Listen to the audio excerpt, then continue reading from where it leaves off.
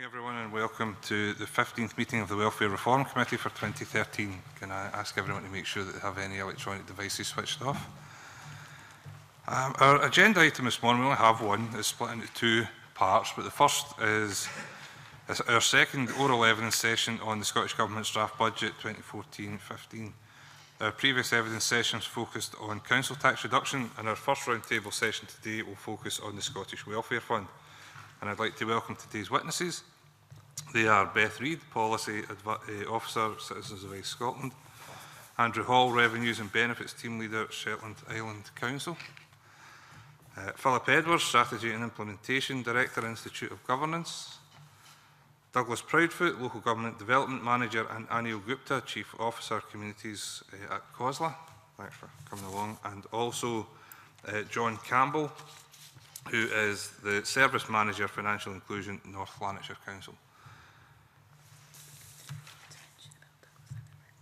Yeah, for anyone who has any doubts, when we invited COSLA, Douglas had previously been at COSLA and had done, I think, all of the work on this issue, and COSLA were very relaxed about Douglas coming along and using his extensive knowledge to inform us this morning, but he's no longer with COSLA, and Anil has come along in case there is anything specifically in relation to COSLA policy that needs to be clarified. But I appreciate the two of you are here to advise us and help us based on the knowledge that you have of the situation that COSLA has been looking at.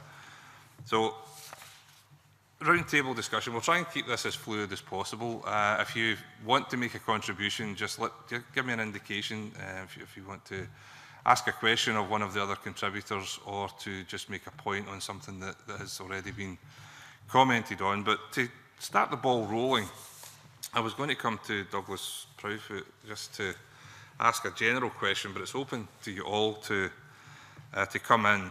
It's about the role of the Scottish Welfare Fund. Is there clarity around what the role of the fund is? There are some ideas that it's a safety net, there are some that it's mainly a target-led or a means-tested-led fund for the poor, or that it's a more general preventative fund. What's your interpretation based on how things have started to develop, Douglas? Thank you, Chair. Obviously, I was here before, and we kind of set out at that point our approach to the implementation of the Scottish Welfare Fund, which, if you'll recall, was pulled together by a collaboration of Scottish local authorities within a very short kind of timeline. But the buy-in by local authorities, all 32, was fantastic in my opinion, and we met on a regular basis around the design and structure of the scheme, so the guidance as it was set out. And I would suggest to you at that time that there was a real true understanding at a practitioner level of what was required in terms of implementing the scheme from the 1st of April. Nonetheless, we're talking about a new service for local government and a lot of new staff to deliver it with new infrastructure to support it. And undoubtedly, experiences within staff have grown and developed as the scheme has moved forward. Without question, we've continued in our approach to bring local authorities together collectively through our practitioners network, which has continued to meet monthly and has been tremendously well engaged with by local authorities.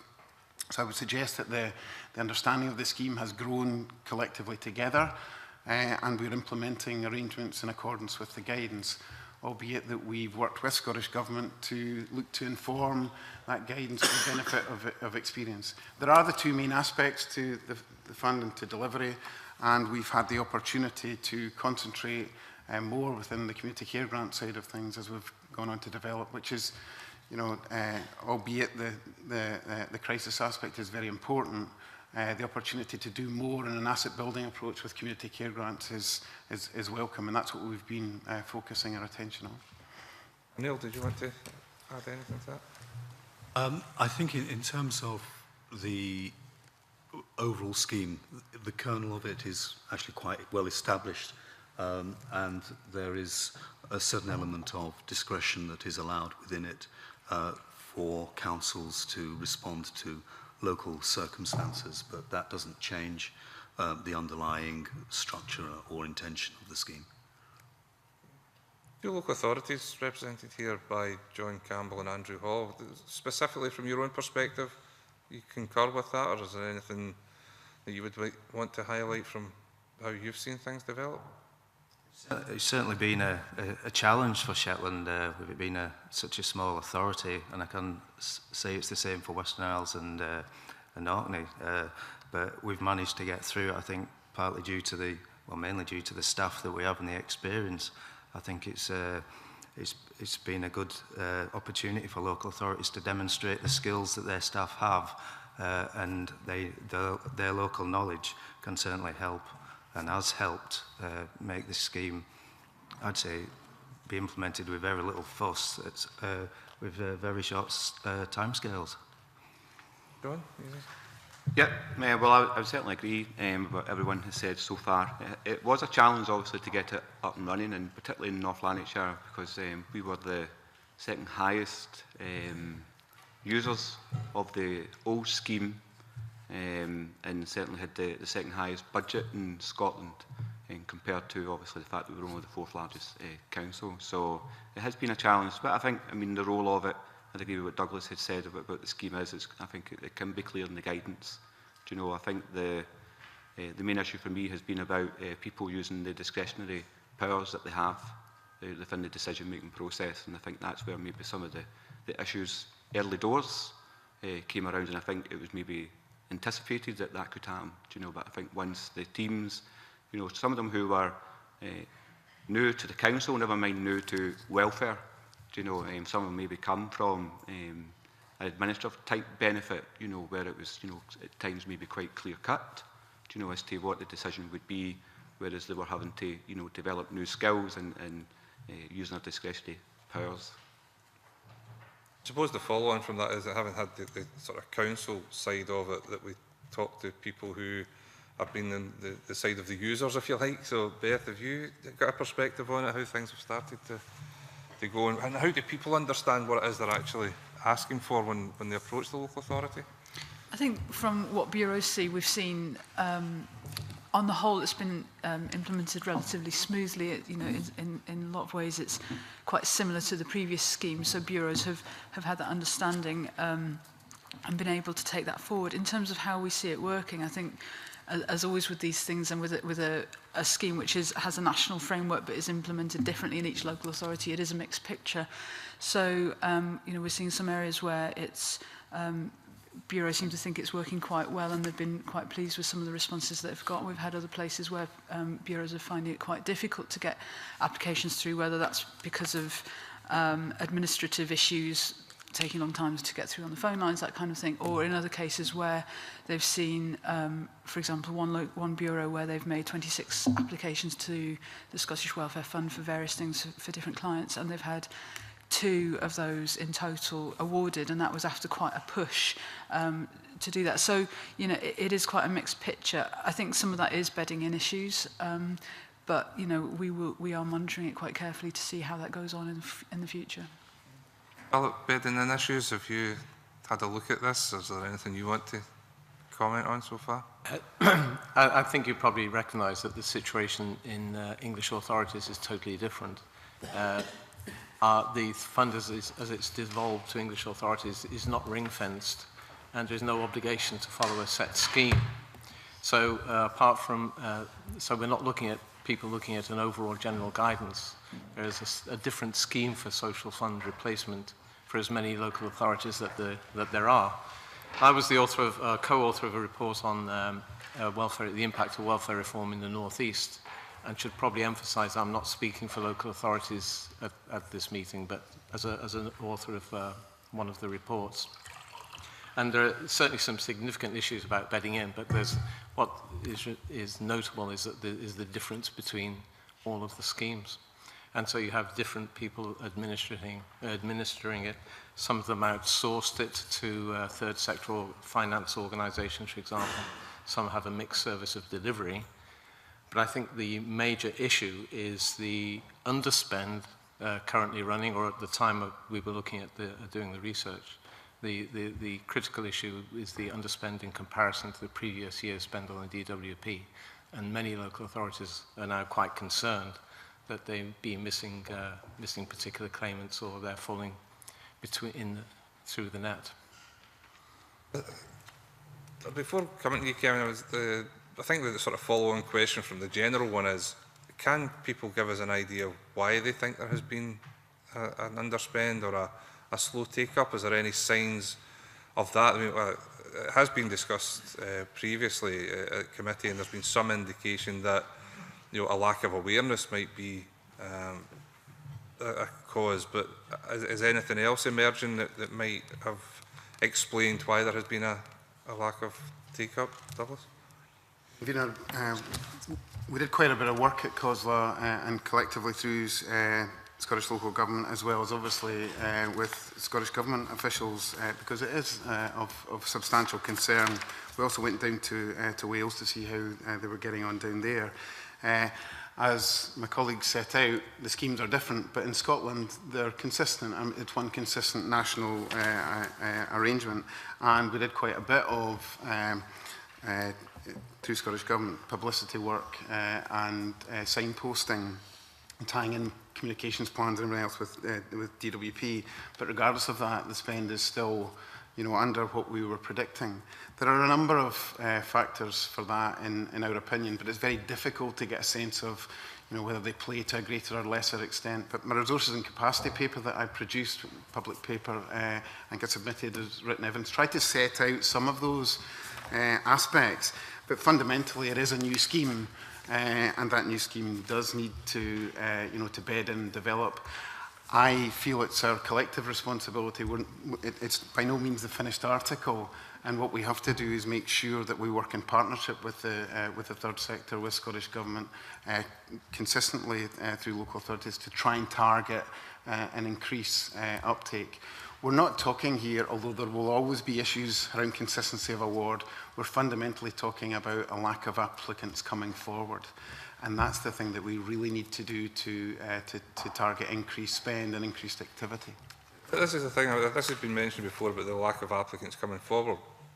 Although there has been a change in the scheme, and although it has transferred from the DWP to local authorities, the reasons why people would have gone for crisis loans or community care grants in the past hasn't changed.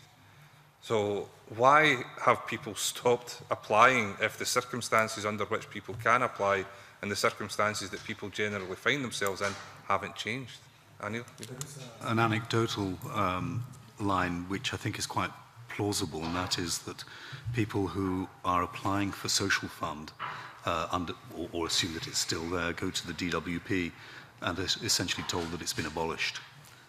And they're not really signposted on to the successor arrangements, which obviously part of the problem for them is that they will vary hugely across the range of people who will be phoning into the national call centres.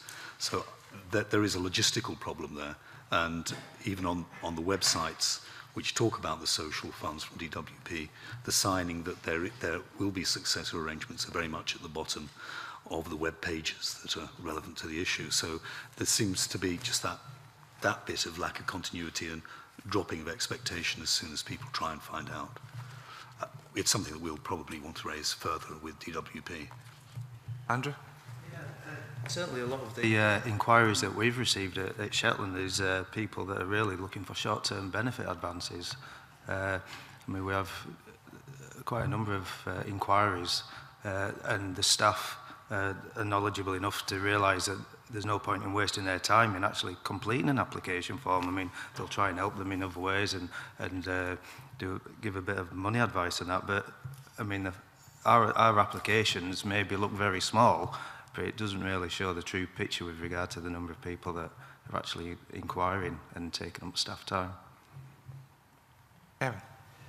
Convener, a number of points arise from that, and I wonder if I can go back to what Ms Reid said earlier on about one of the Citizens Advice Offices putting in 26 applications and only 2 people actually benefiting. could we maybe find out which authority that is? Yeah, I think it's, to some extent, it's a problem in different parts of the country. I don't particularly want to name that local authority just at present, although I can have a conversation with you at a later stage if that would be helpful. Convener, it would be useful if, like other committees as well, where folk come and give anecdotal evidence and then we don't find out where the difficulty is, that makes it quite difficult for us. Okay, but if you let Beth answer, there might be a good come reason back on why that. she I can't think provide that that is an information. authority that we have been talking to, yeah, I think there's a number of reasons why I don't want to give that. One of them is that you know, for local bureaus there is a relationship with that local authority, and you know, I think that would be something that I'd want to discuss with them before I kind of raise that in public. But like I say, I'd be happy to have a further conversation with you about that if you want. If we turn to the documentation that's been supplied by the Deputy First Minister's Office about spend thus far, and we're seeing huge variations. If we look at the crisis grant spend, Glasgow City, which received nearly 2 million for crisis grants, has spent 7% thus far. If we compare that with the other cities, Dundee, 21% spent thus far, and the highest amount spent is Western Bartonshire at 41%.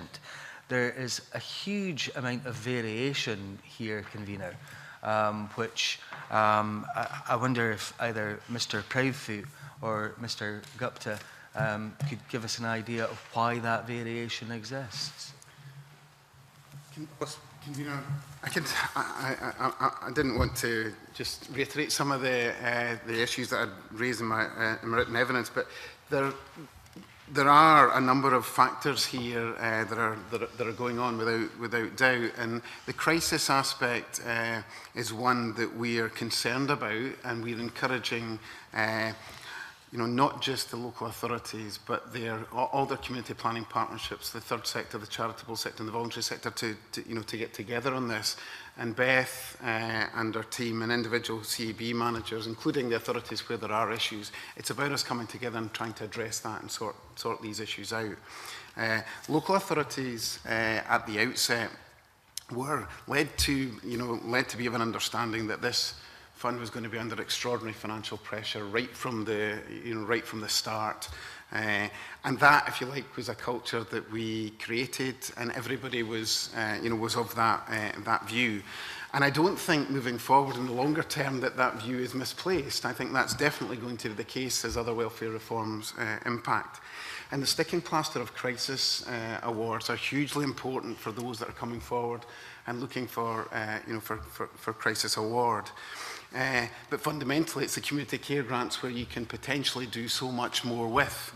We need to make sure that we're not excluding anybody, that there's no filtering of applications, that no one is being turned away or signposted incorrectly. And we've done a great deal of work with Scottish Government and with individual local authorities to make sure that we're trying to secure that consistency right across the 32.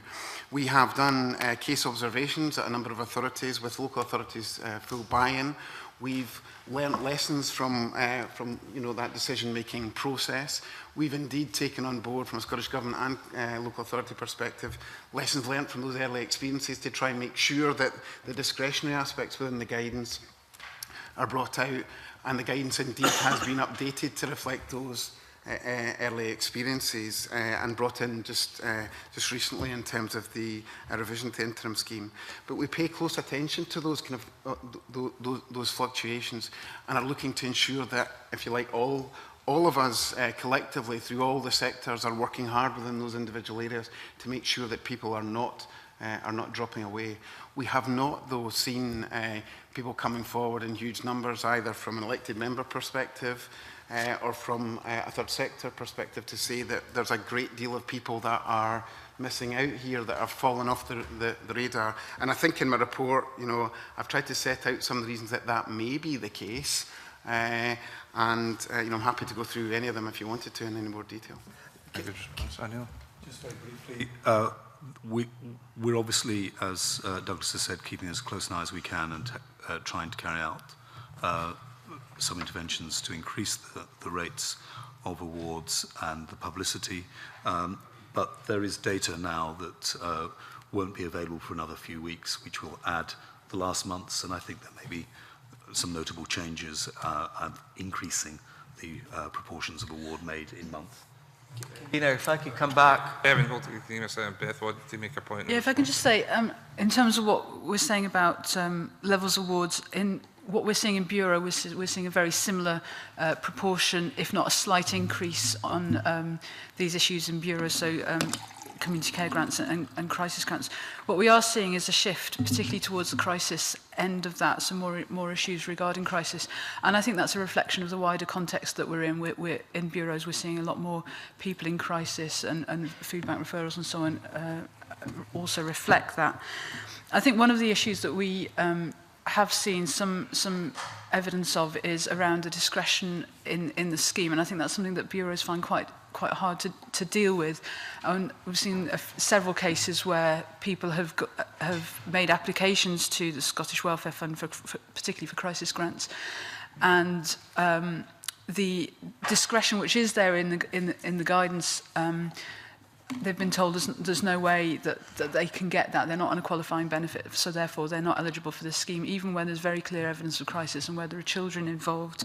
The new guidance that was published this week is very helpful in clarifying that a bit further, but again, that's something that is quite worrying, and that discretion isn't being applied when people are very, very clearly in crisis. Evan? Convener, I think Mr Proudfoot said that at the very beginning that folk thought there would be a huge amount of pressure on this. I would like to ask if that perception of a huge amount of pressure actually maybe led to some pre-screening processes at the beginning in certain authorities, some rationing, if you like, which maybe leads us to see the difference between that 7% in Glasgow and 21% spend in the likes of Dundee. Again, I can answer that because obviously it was a concern that we had.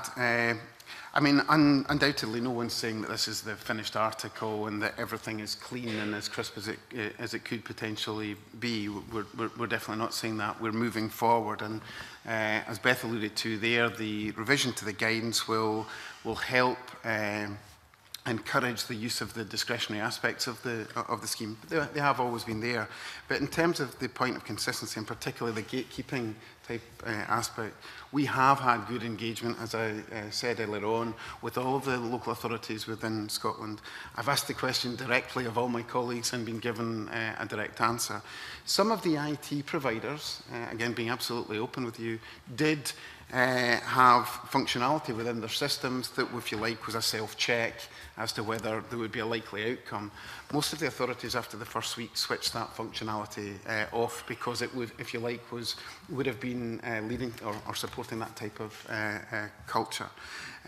We've worked very hard to make sure that everybody, and the guidance reinforces that within both grant types, goes beyond eligibility. That's just the first stage of the decision-making process, but we must get to circumstance.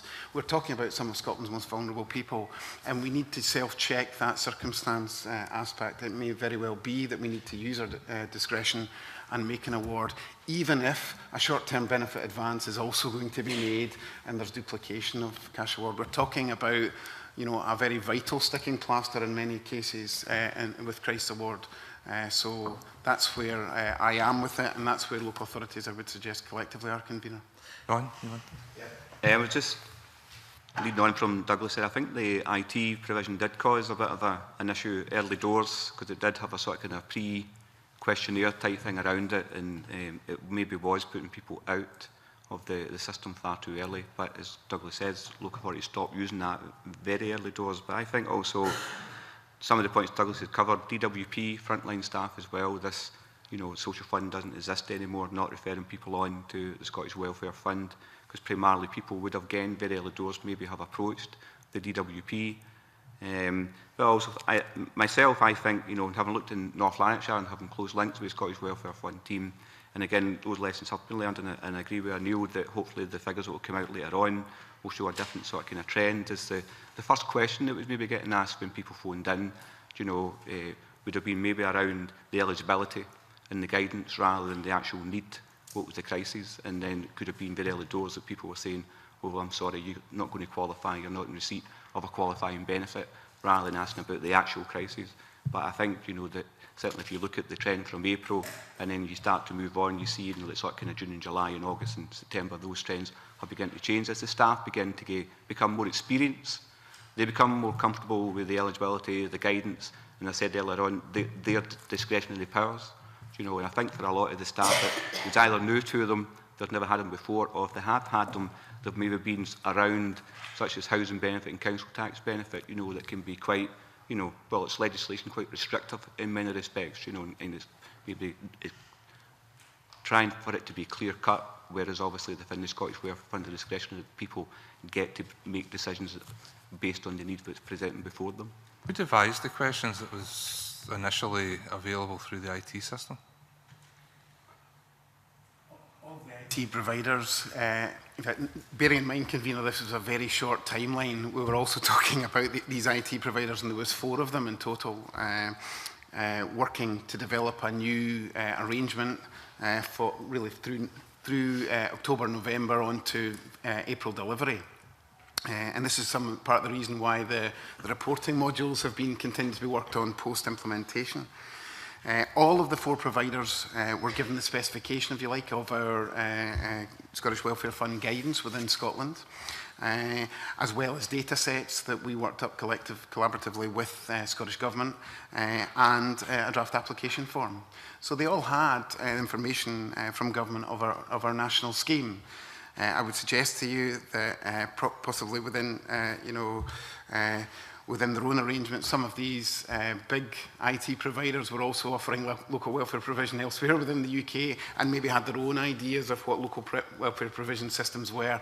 So there was quite a bit of tweaking and backwards and forwards, even with, between local authorities as customers and IT providers as suppliers, to ensure that it actually did what we needed it to do. And some of that still goes on. Amy.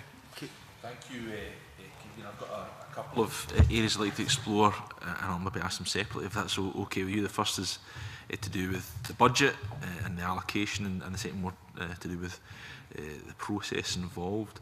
I mean, clearly there's been over £30 million allocated for the Scottish Welfare Fund, 9.2 million of which is money that the Scottish Government has taken a decision to top up the funds passed from the DWP. Now, clearly that's a budgetary decision that has implications for other parts of the Scottish Government budget, and I understand other jurisdictions have maybe not taken a similar decision, so it begets the question, is it welcome that the Scottish Government has made this decision?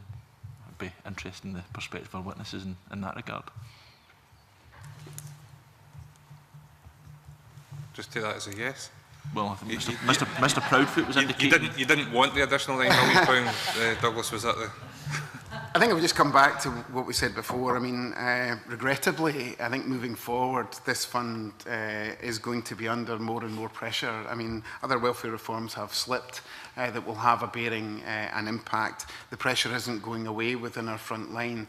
The increasing base in terms of vulnerable people is unfortunately going up. The fund will bed in, undoubtedly. This is a great opportunity for a lot of local authorities to target areas where take-up is lower, to go on the front foot, to work with third sector providers, to actually look at NHS links and older people links, female prisoners, other groups that may be, for whatever reason, marginally excluded, and actually make a difference, particularly in the community care grant side of things, which is the more proactive aspect of the fund. And by doing that, potentially, then we save in the future as we move forward.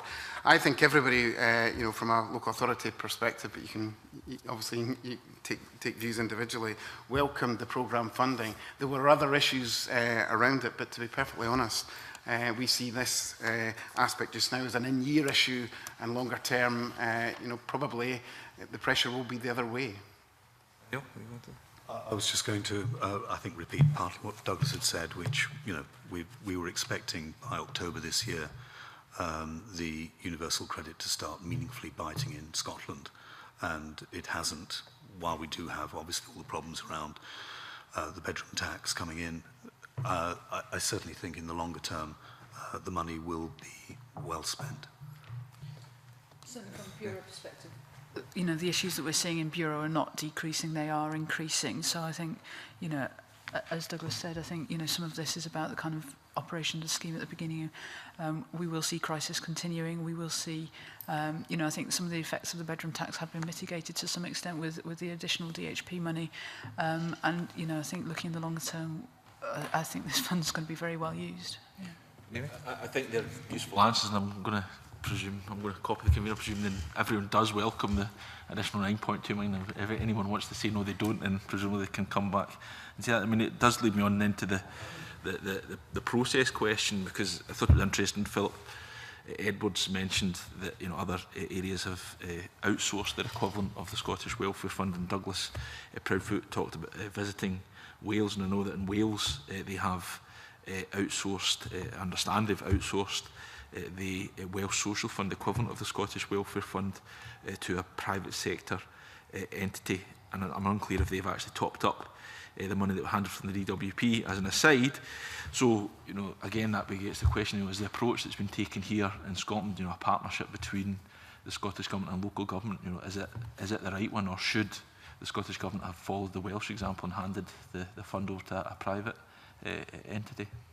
I have a contact with the Welsh Local Government Association, which is our sister body, and I think there is a degree of unhappiness with the arrangement that they have with the private sector company. I believe that the amount of expenditure being achieved by that company is well below what any local authority is doing. We're talking, I think, about below 10% of what was expected.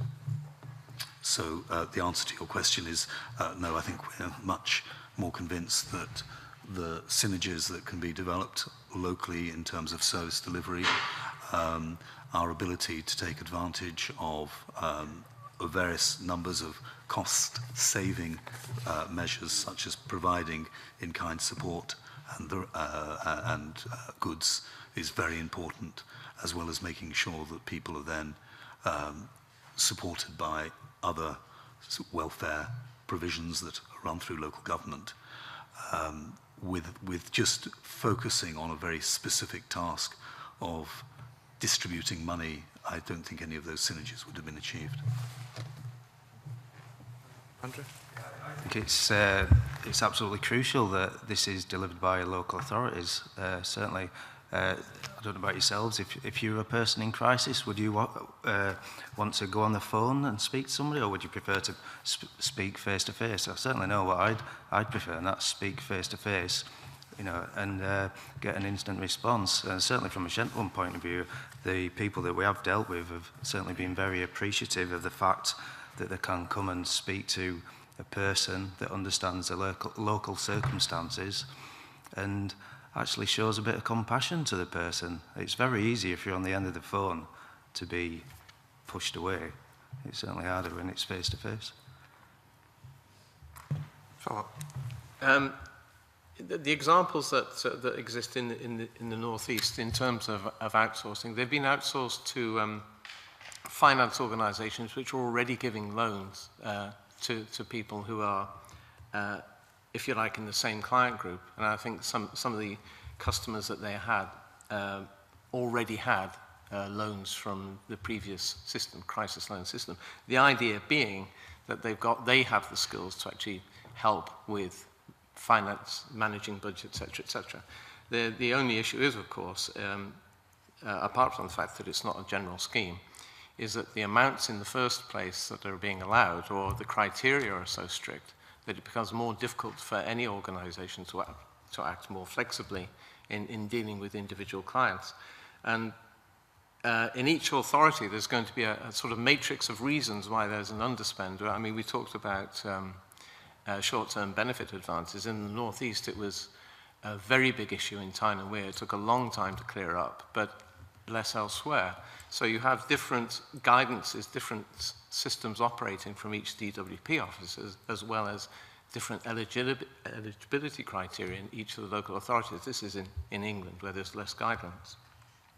So I think that, combined with the fact that in the North East there's no cash payments whatsoever, it's all in-kind support, or vouchers, or in one case, just food packages for crisis support. They're not very attractive, they're not very common. So we're talking with a limited system that's being offered to people. So I think sometimes the issue of who's offering it is less important to the ideology behind it. And I think some of the issues really that has been touched upon are people, when they're operating the criteria at front office level, they're operating them very strictly. And I was told this in the interviews that I did in the research, is that they've nowhere near spent their money because they're being more stringent than the DWP. But of course, there's no evidence of that. It's just these are attitudes that are prevalent, are living out there, and may not necessarily reflect a distinct social policy which is being enacted by the council. Mr. Edwards was talking about the experience in the northeast of England there, and I don't know the details, so perhaps you can enlighten me, Mr. Edwards, but if the organisations that have been handed this responsibility have previous contact with the client group because they've been providing them loans, you know, the idea may be that they have got a expertise set to deal with these people. But surely then there could also be arguably a conflict of interest if people are then going to these same organisations. Again, I don't know who they are, you can tell me, and looking for assistance from the state, although they've been contracted by the state to deliver it. But these are the same people who've provided them a loan previously. It sounds to me as that's wide open for a conflict of interest. Potentially. The organisation is five lamps. It's operating in a couple of authorities, and it's been responsible for finance arrangements, loans to people wanting to start up their own businesses. They work with people from the local community. It's a community-based organisation and not for profit. So I think the conflicts are minimised as much as possible. I should also emphasise that all these schemes are, as you might imagine, under review. And even the in-house schemes are under review and are going to be checked to make sure that they're doing the job that they thought. It's also worth noting, possibly more in England than here, it's a very dynamic situation. Because of the underspend, people are seeking to actually look at their criteria now and are in various different stages of reviewing how they're going to go forward. Because there are other aspects that are acting on it. In the Northeast, of course, the under-occupation penalty was a very, very big factor because it was the highest concentration of tenants who would have been affected by that. Over 43,000 were affected by that. So that makes individual communities under a huge amount of pressure. So the pressure on DH discretionary housing payments, for example, is also very high. And that comes into the mix where local authorities have to deal with both social fund discretionary housing payments and the pressure on all of them from all sources. Alex. Most of the stuff I wanted to do, and I'm going to just cover one point which actually takes us back a wee bit, but hopefully I'll do it very quickly. The issue of shortfall in demand. There are a number of reasons for that. We've covered a great many of them, but there's one that has sort of parallel with the answer we just got, and that is that is there any of the shortfall in demand, particularly for crisis grants, that we see in Scotland related to the fact that there are actually alternative routes and people are being signposted in different directions. For example, we've had anecdotal evidence of people approaching local authorities in some areas for crisis grants and being directed to food banks. Is there a change in habit which is driving some of this shortfall in payment? I don't believe so. I mean, the fund's overarching aim is to be enabling. And obviously, the issues around consistency of decision making. We're very early days into a new service. We're delivering it through 32 different channels and trying to deliver one scheme consistently. We've got new staff involved, all with differing experiences. We've got to work hard to utilise information through our case observation work and through revisions to our guidance, through our network, and make sure that we cascade that down through decision makers workshops that we're running with government through October, for example, to make sure that that consistency of culture comes to the fore. I think we are in a very difficult area, and despite the widening out of the guidance and despite the discretion, there will be cases that we can't fit with respect to immediate need.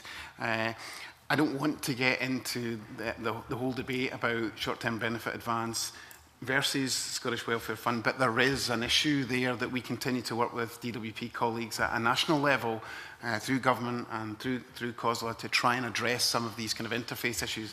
But an interface will always remain, and unfortunately, when we're talking of hardship and poverty, there is an element of signposting going on.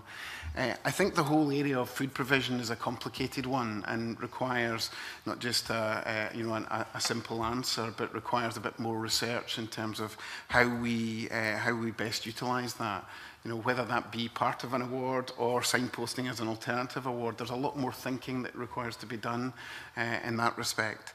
Money isn't always the answer for some of the people that we're talking about, with substance abuse and other horrible factors in play. Sometimes, a monetary award would not be the help and support that we require. But, this is an opportunity at local level to work together with so many agencies, not just within the council, to really get a meaningful award out there that comes along with support and advice and makes a difference. And the stick and plaster could be really important, but with community care grants, you have the potential with other supports to take them out of that hardship and help them do a bit better for themselves. That's the idea. Just as an addition to that, perhaps, you've spoken as if the circumstance we're in, where there is a wide variation in performance in the initial phase of the new schemes. You've spoken as if the objective is to iron out that difference, to get a consistency.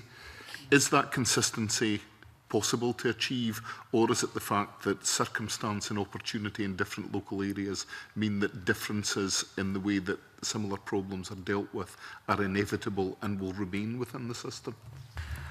I think, Convener, when I was back before you in February, I think it was, I think I set out the contradiction here. Here we have a national scheme delivered by 32 different organisations, encouraging flexibility of access and encouraging flexibility of delivery, recognising that the best model in Shetland for delivery may not be the best model in North Lanarkshire, for example. The utilisation of goods as opposed to grants and various linkages in with other sector organisations within individual localities is good. But what we are looking in terms of the decision-making structure and process is an element of consistency. I would submit that even within the DWP or within one organisation, you would get inconsistencies between decision makers. The challenge that we face is to ensure that that consistency, wherever it is delivered, and delivered through 32 local authorities, comes up to a level. My main issue coming back to the spend would still be about those presenting or not presenting, rather than the levels of award. The member is right, though, to raise concerns around crisis grants, and we want to understand better why those issues are presenting. So too, in terms of level of award, the crisis award is the only aspect of award that is beneath the award level of the predecessor arrangements. Even with the savings and benefits that local government have been able to secure through its procurement framework, our community care grant award is at a higher level, and percentages overall collectively look not too bad, but we need to make sure that individually we bring that consistency up to a level that we're all content with. Beth Reid wanted to come in on the back of that. Well, just to go back in the sense of who would be best to administer it, got to be honest, very early doors from a local authority perspective, certainly from a welfare rights perspective, the fact that we'd be seen to be that if a scheme wasn't quite appealing you know, about having taken part in the Social Fund Success Arranger scheme and then defending North Lanarkshire. And I think even early doors so far, you could say that local authorities probably are going to be best placed to manage this scheme now and indeed in the future, particularly linking into the welfare reforms. I'm going to contradict myself here right now, because in North Lanarkshire, I recommended that the Scottish Welfare Fund team be based on our revenues and benefits section, because they would have experience of administering a benefit. But my main reason was because of the volume they would deal with, in particular the experience of dealing with the volume of claims rather than the experience of, you know, other things as well.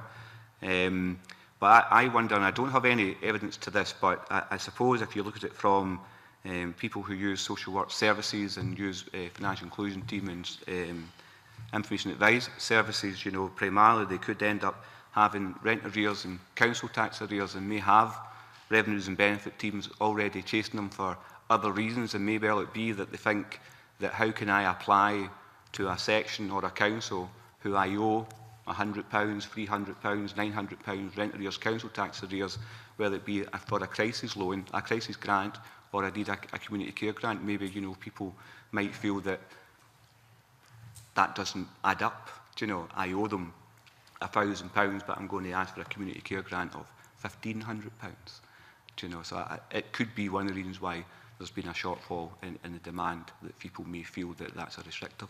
I haven't personally came across it myself. I'm just saying that that's something that we probably shouldn't ignore, that that could be one of the reasons. Just to return to your first question about whether there's any evidence of kind of gatekeeping, we have seen a very small number of cases showing that, whether that's local authorities guarding budgets, whether that's applying the criteria very strictly without you know, considering the discretion. We have seen one or two people, clients who've been told they have to look at every other opportunity before they can come to the crisis or social Scottish Welfare Funds. I would say that I think probably I've seen less of those cases recently, so again, hopefully that is beginning to work its way through. In terms of the holistic approach that was really envisaged for the scheme, again, we haven't seen much evidence of that yet as this kind of system's going, you know, getting started, and I hope that is something that will be taken forward you know, as it progresses. And I think the other thing I just wanted to say was on the issue around food banks. It's quite a complicated system to monitor, as Douglas was referring to, because some local authorities have agreements with their local food bank to provide that as part of their provision, and some don't. So I think that's something that going forward we would very much want to see monitored. You know, how many referrals are going to food banks, and why? You know, is that part of an official scheme, or is it, you know, completely separate from that? Annabelle. Thank you, Convener. I wanted to go back to an issue that was raised a wee bit earlier, which I think is a very important issue, and that concerns discretion. And I think it has been acknowledged by Douglas and others that, of course, there has been discretion built into the system from the outset. And I do take into account what many have said this morning, in that this is a system that's been in place for 6 months, just over 6 months. And I think we all have to, in our discussions, bear that in mind as the starting point. But I just wonder, looking forwards, you know, what can be done to facilitate decision makers exercising discretion in local authorities, and of course it's not really per se in the first instance for the individual members of staff. It's rather for a direction, I would have thought, to come from senior level in the local authority with appropriate training as to parameters. I just wonder what may be in play to facilitate a better take-up of the discretionary aspect of the fund. Douglas again. Convener, thanks for the question. Obviously, it's very relevant at the moment. The revised guidance that has just gone out under the interim arrangements, it's not a statutory scheme at the moment. The Scottish Government have taken the opportunity to work with local authorities, to work with our practitioners network to identify potential improvements to the scheme, and also to recognise the potential that the scheme has after 6 months of running to be improved.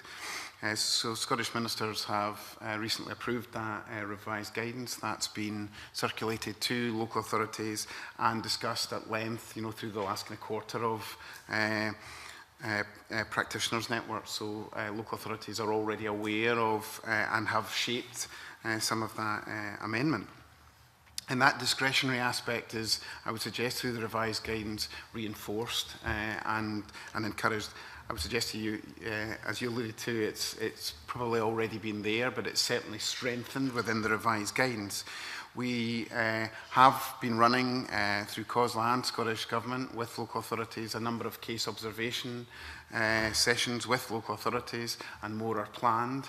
It's not a formal inspection and audit, but nonetheless it's the opportunity to share practices, both good ones and bad ones, to learn from experiences, and to push that back out through decision makers through a number of workshops which DWP are also participating in, which makes it very real for decision makers and hopefully again brings that aspect of consistency up. And Scottish Government have worked at officer level very hard to make sure that the case studies that we're using within those workshops actually reflect the revised guidance and touch upon the discretionary aspects of the scheme. It is very difficult, as my colleagues have referred to. We're talking about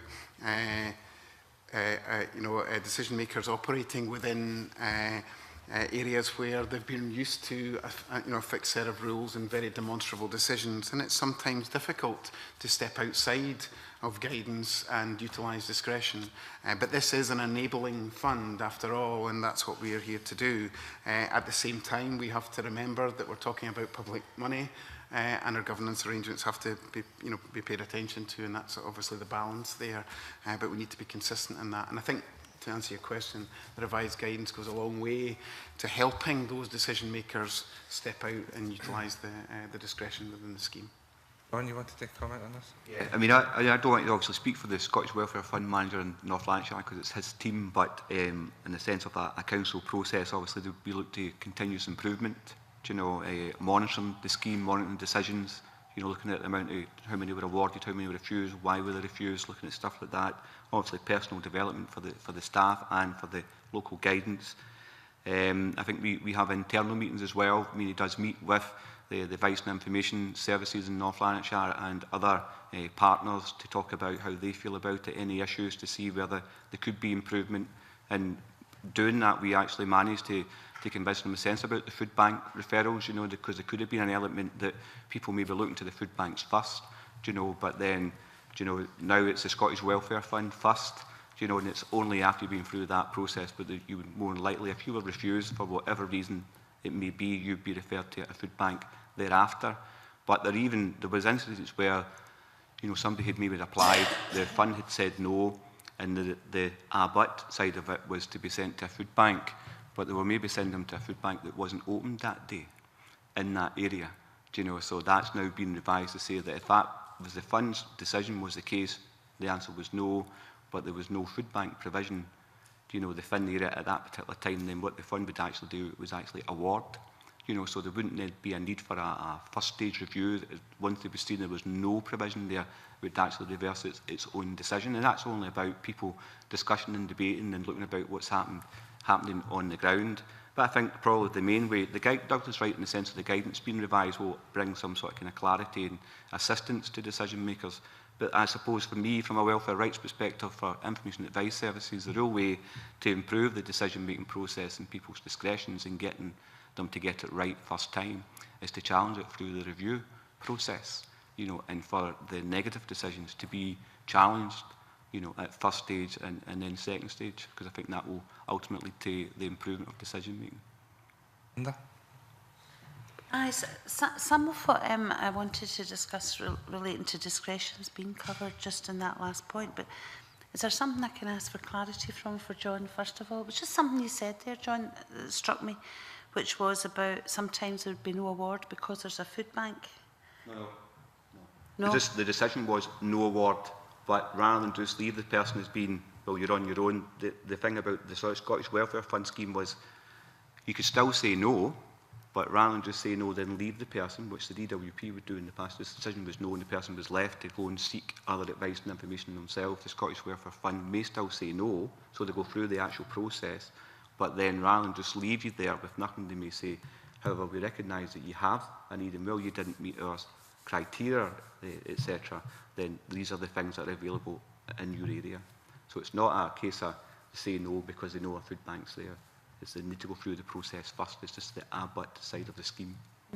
I think, thanks for that clarification, John, but I think I'd just like to put on record that it bothers me terribly that people can be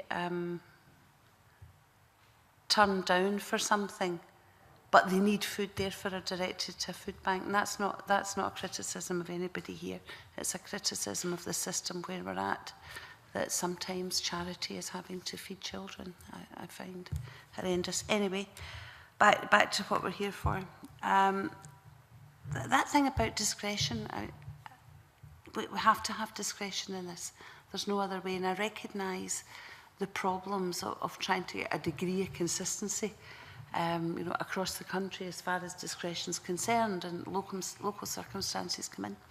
But there's also sometimes instances of inconsistency of discretion used even within the one local authority. And I just wonder what kind of checks and balances are there within individual organisations as well, you know, to make sure as far as possible that there is a degree of consistency across decision makers, for example. Oh, Andrew, you want to take that one? I think certainly within Shetland Islands Council, we're such a small authority, we've only got 3-4 people that are actually processing the claims. They actually discuss every claim.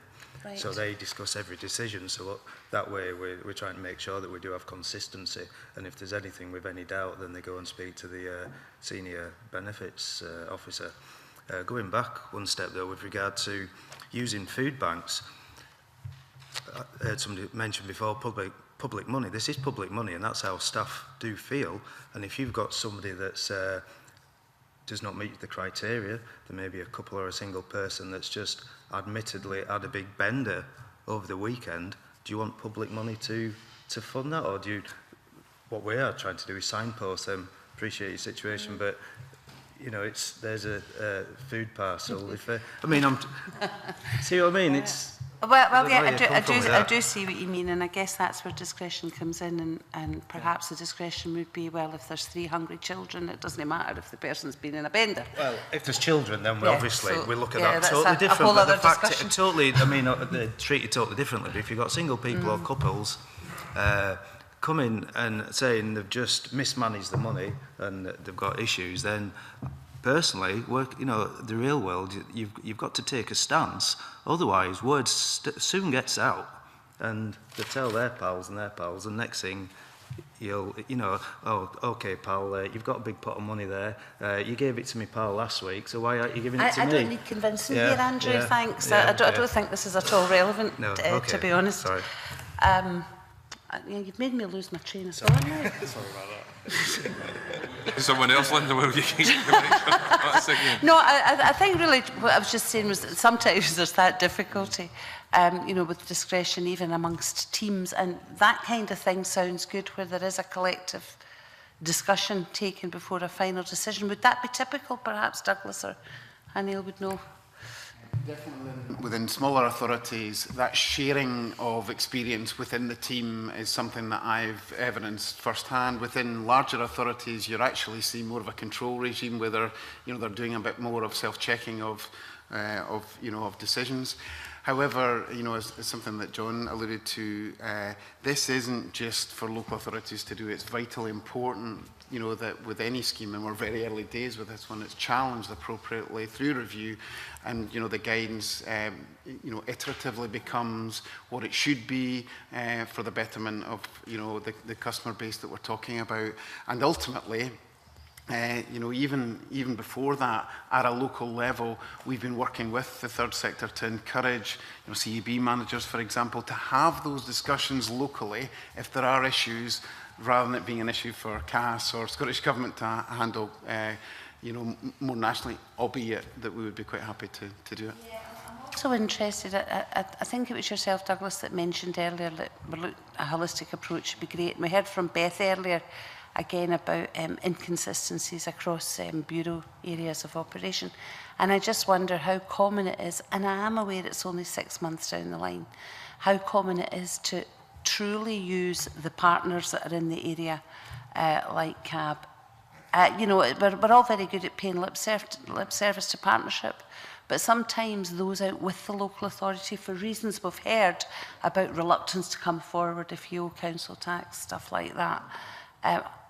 Is there real partnership working going on here? I think that's...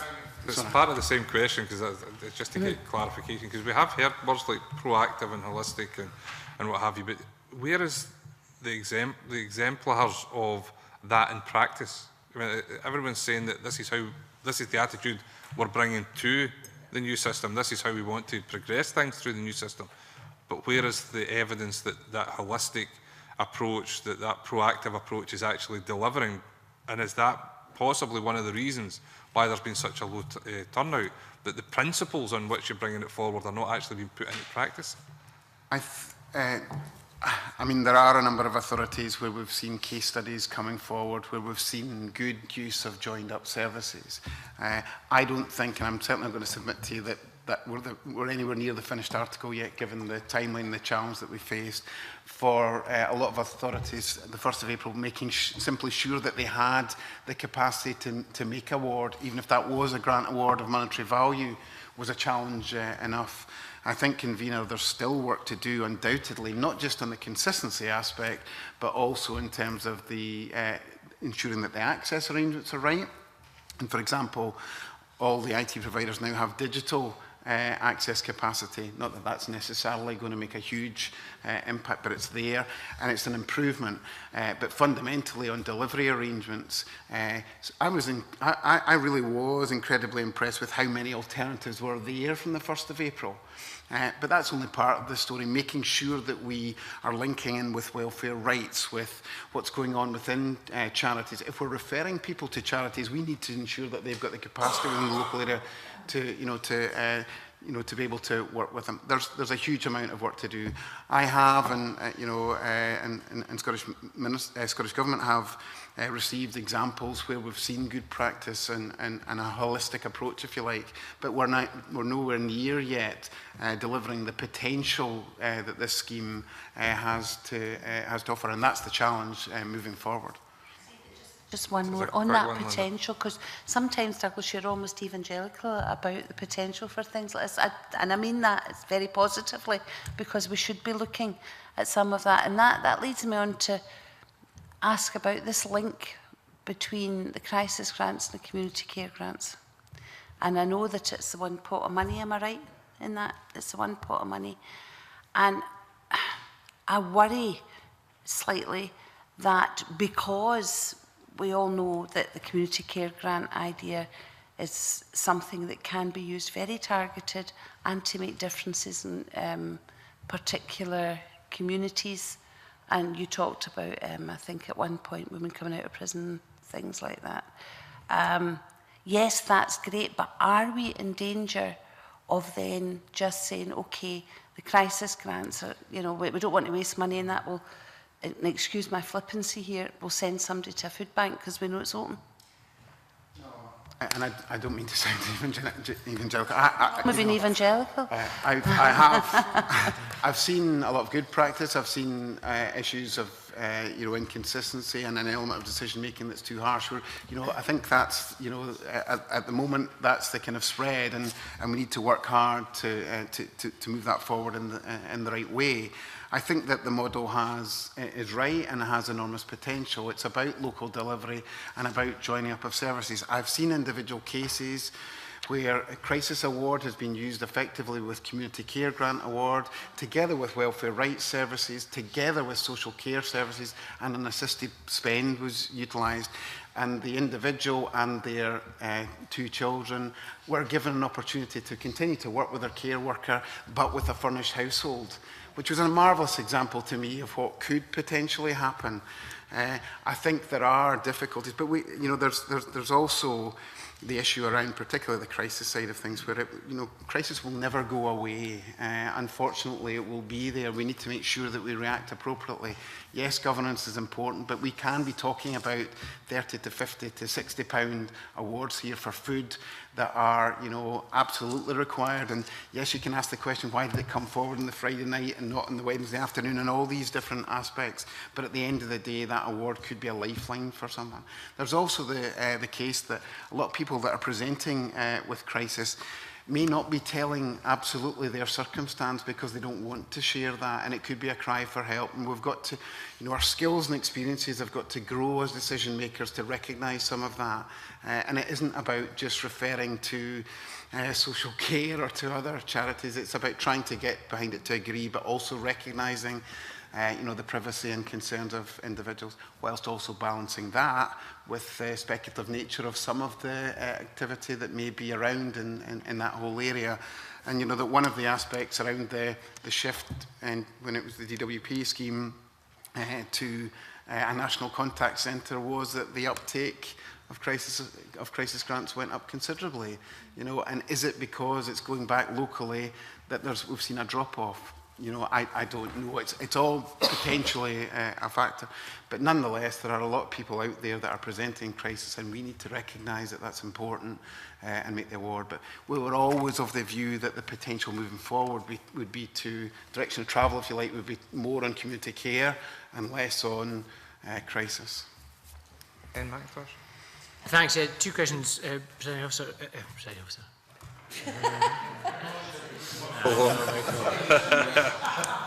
Of all the people you compare me to. Apologies, Gavina.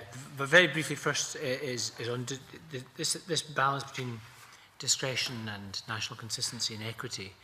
I was just looking at the figures that the Deputy First Minister provided us, just to reveal that, because we talk about inconsistency, and they are remarkably inconsistent. We look at just looking at average monthly payouts for the community for the crisis grants in July. They vary from £160 average expenses in Clackmannanshire to £1,400. That's an average individual payment in 1 month. And that's not one individual. That's several, or a dozen in each case. And then I was looking at the one that colleague Kevin Stewart highlighted earlier. The contrast between Dundee and Glasgow in Crisis Grants Award. Dundee approved 26% of those who applied, whereas Glasgow approved 68%. So that's a huge variation, 26 and 68%. So I'm not quite sure. I think these figures come with a health warning, but at the same time, they reveal very wide variation. Now, the question I was going to ask, I've heard the systems you've got in place now, practitioners groups and so on. Do you have access to the DWP figures? Because, I mean, one of the biggest comparisons you want to make is, was it always inconsistent? I mean, perhaps, there have always been inconsistencies. It will always be that way, and it should be that way because, people's circumstances vary individually and regionally and so on. So do you have, we know the national figure, we know the top line amount of money spent, but do we have a breakdown of how consistent it was applied across the country within that? I actually don't have that sort of comparison. I don't know whether it's been available to us. You're suggesting the DWP figures in localities to compare performance against? Just to find out, we're worried about the consistency of this system. I wouldn't mind knowing how consistent was the old system. Because the payouts under the old system were incredibly inconsistent regionally. Do you know what I mean? You're starting from an historical bias in the first place. You're trying to correct that. There's all sorts of things to bear in mind. I just wouldn't mind knowing. There was information available on the DW website, which has just recently been removed, and I think I'm right in saying that it's going to be reinstated. We'd also requested the last year's worth of information, last year of running of the predecessor social fund, and hopefully we'll be getting that information through in the late autumn. The information was available, but it was very difficult, for example, just to touch on the point that you're making, to draw any month-on-month profile activity to estimate how spend was going to be predicted through individual areas and individual months. The information was broken down and we requested it and we were provided it from the DWP on a month-by-month basis per local authority, both for crisis grants or crisis loans as it was for living expenses and community care grants. So we did use that information for comparison purposes. But looking at the 2 years of information we had, it was very difficult because of inconsistent profiles to predict any kind of level of spend. So only part answers your question, I'm sorry. I think perhaps when we're going forward, it might be useful to know how much of a variation to expect, as it were, which I think this variation is huge, but maybe that is what we have to expect. Can I ask a different question altogether about the budget? The 23 million that DWP have passed on is going to be ring-fenced directly to local authorities, and 9.2 from the Scottish Government. Do local authorities access that, the DWP money directly, whether they spend it or not, whether there's demand for this money or not? Do you get that money? And the 9.2 million from the Scottish Government, is that drawn down? Given that you haven't actually spent the budget that's been allocated, do you draw it down, or does it stay with the Scottish Government, or does it stay with local authorities? Douglas, I think everyone's looking to you to come up with an answer for that one. The money is ring-fenced, first of all, and it ring-fenced into totality and passed to local authorities as part of the local government settlement. So the DWP money came to Scottish Government and Scottish Government have passed that to local authorities. So the £33 million is protected. I didn't answer members' question fully before. There's no control between the two different grant types, so local authorities are free to vie between crisis award and community care grant award, but are not free to use it for any other purpose. Money, if it's not spent this year, yeah, which is looking like it's not going to be, it stays with local authorities.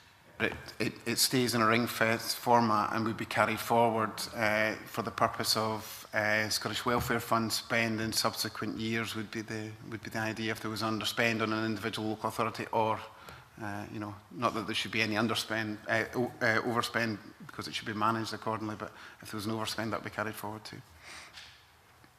Just clarify one more time. Yep. Just so it'll stay with each individual council, or it's. Yeah, okay. I think in terms of the mechanics, it would be carried forward through individual local authority balance sheets, and then would come forward for the purposes of Scottish Welfare Fund spend in the next year.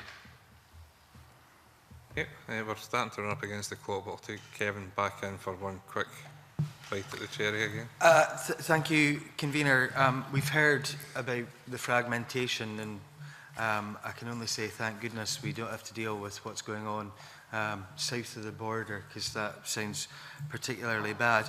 I have a great trust in local authorities being able to deal with this. Obviously, it is early stages, and we probably will need to keep a close eye and analyse what's going on. We've heard Douglas talk about some areas doing better than others. What I would hope, Convener, and I wonder if either Douglas or Anil will clarify this, is there in the practitioners' network a real buy-in to find the best practice, to share the best practice, so that we have got what is the best going on throughout the country. And I'll give you an example. Yesterday, I was at the launch of the Aberdeen Food Banks Partnership, which includes the council and a huge amount of charities in the city. Unfortunately, 2 food banks have chosen not to take part, but we'll leave that to one side. Now, there's a linkage between that and the crisis grant, and they're going to make innovative use of the City Council's Accord card, smart card, which I think will help a great deal in analysing who is actually accessing food banks, obviously being able to see if folk can be helped in other ways to get what is needed for them. And I just wonder if that kind of innovation, that kind of best practice, the practitioners group will share with everyone in all 32 local authorities. Yep. Okay. Yeah, well, happy to answer that. There is a genuine partnership. When we first started off the practitioners network, I think you know, the task was enormous, and a lot of people around the table did wonder, why is this being left to me, and this is really difficult. But that service I have seen firsthand. You know, individual practitioners take a great deal of pride in what they're able to offer. I think it's a small service that potentially makes enormous connections, and I see so much contribution and genuine partnership with Scottish Government officers. We're also at that practitioners network who take true and real cognizance of what's being said around the table. At the last forum 2 weeks ago, we had 26 local authorities of the 32 there. I realise that's not full attendance, but it's a pretty good one. And I would say consistently that our practitioners network is fully engaged. We've run 3 surveys. We've had 32 responses on each occasion. One through the summer that was on a qualitative review where we'd asked over 25 questions, and again we got 100% response. To me, that suggests a great deal of buy-in, a great deal of passion and commitment, and I think local authorities recognise the potential that the service has to offer, and I think that we will share good practice and continue to share arrangements together, and that's certainly the way that COSLA and Neil to drive it forward. I mean, there's a long-standing commitment to ensure that the tools are available to encourage improvement in the services. You'll probably be aware of the Knowledge Hub website arrangement that we have, which allows in between meetings people to be able to share information. The most lively part of the Knowledge Hub has been around welfare reform, and in particular the Scottish Welfare Fund. We have something in the region of 400 or so members to that who are able to post information up on that, which allows people to share. And I think that's going to be quite important. There are difficulties in getting people to use these sorts of things when they have the pressure of their work. So we need to provide resources into that, and hope to continue to do so. But part of the learning environment is that diversity of practice. And we do have elected members being interested, once things settle down, in looking at other opportunities, whether those be issues around the food banks, but also how you can support local purchasing if you're providing in-kind support and goods, how you work with the recycling arrangements in any locality. Again, once we're under pressure, these will be fairly important issues, and strangely also perhaps help close some of the circles that are there. In terms of future scrutiny, it might be an idea to have a look at what the practitioners group have been discussing and to see if that has been exported across the country. Thank you. Keep an eye on this as we move forward. Can I thank everyone for their contributions this morning? I think that's been really helpful to us as we look at the budget to see how things are progressing in relation to the Scottish Welfare Fund. As I say, there will be an issue we'll keep tabs on, and we may see you back again to review how things are moving forward. But your contributions this morning have been really helpful, and thanks very much for coming along and advising us accordingly. Thank you. Okay, I'll suspend the meeting for 10 minutes to allow us to get organised for the next session.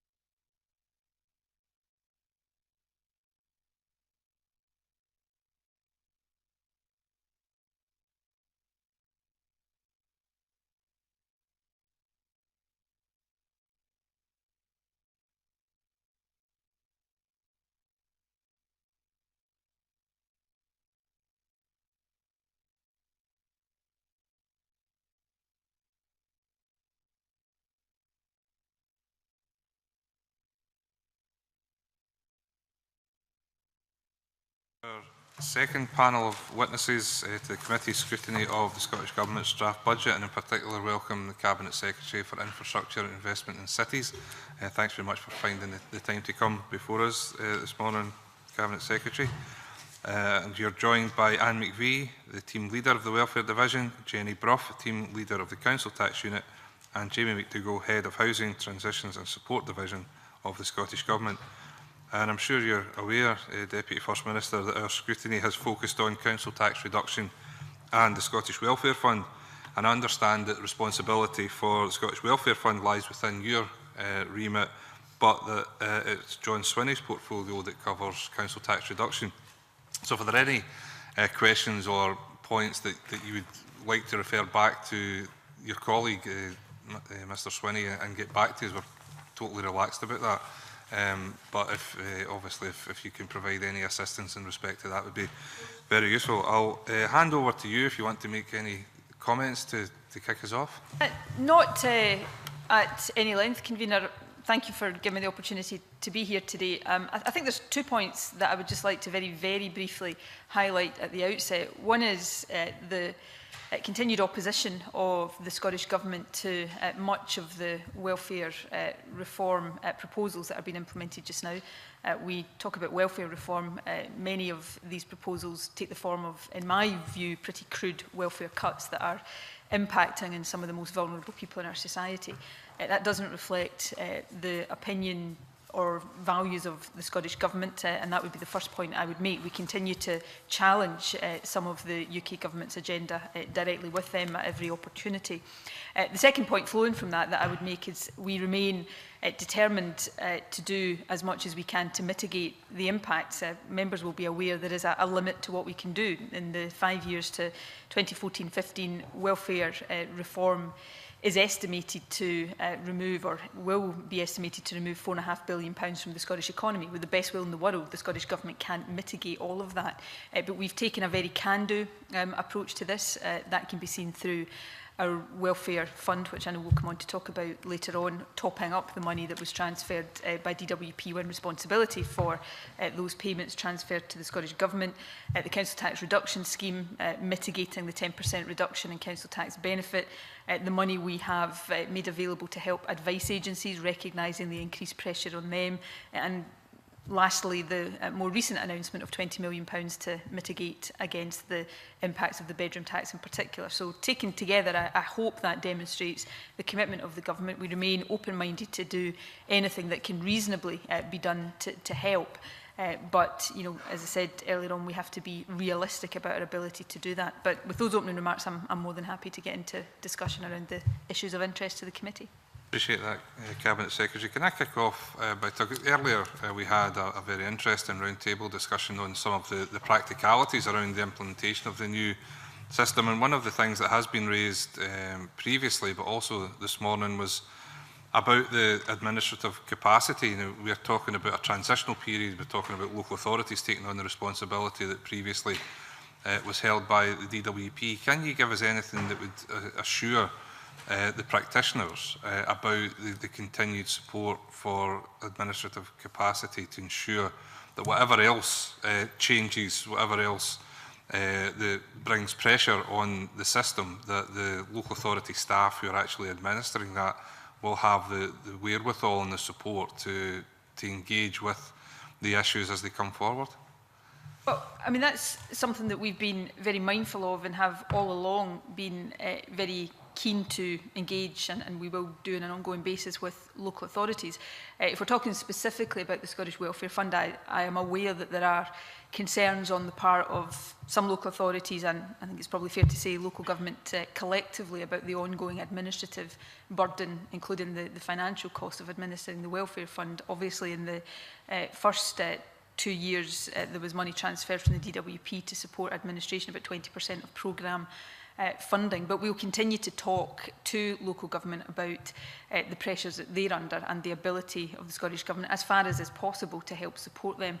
I think the other thing I'd want to say, really just to put on record at the outset, is how impressed I've been with local government's ability to very quickly in fairly short order, establish the Scottish Welfare Fund, get it up and running and ensure that it is able to provide support to vulnerable people. I know there are issues about uptake thus far, and we need to be very vigilant and monitor that. And there was revised guidance issued just yesterday on that. But taking all of that on board, I think local authorities have done a tremendous job. I know you heard from COSLA just previous to this session, and I think they do deserve to be commended for the work that they've done, and we will continue to work in partnership with them to make sure that we are doing our bit to help them with that.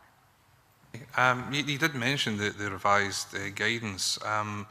Initial sort of responses that I've picked up would indicate that not a lot has changed in terms of the reviewed guidance. Could you maybe highlight one or two areas where you think there have been particular changes that you've had to identify and address? Well, the guidance, I mean, I should say, as members know, this is a new fund, and we have been explicit from day one of the need to learn from experience of the fund, not just to make sure that we can amend guidance where we think that's necessary, but also as we look to put it onto a statutory footing, we want very much to be taking account of the experience to date in doing that. So the guidance was reviewed in light of the experience of running the Welfare Fund to date, and there's a number of amendments and points of clarification in the revised guidance. I'll give a couple of examples, but if the committee wants a fuller explanation in writing of the differences between the revised guidance and the initial guidance, I'd be happy to provide that. So, for example, we've amended the eligibility criteria to allow anyone who goes on to universal credit to be considered for a welfare fund grant for the time being. Obviously, once we've got a better idea of the reach of universal credit, we'll review that position.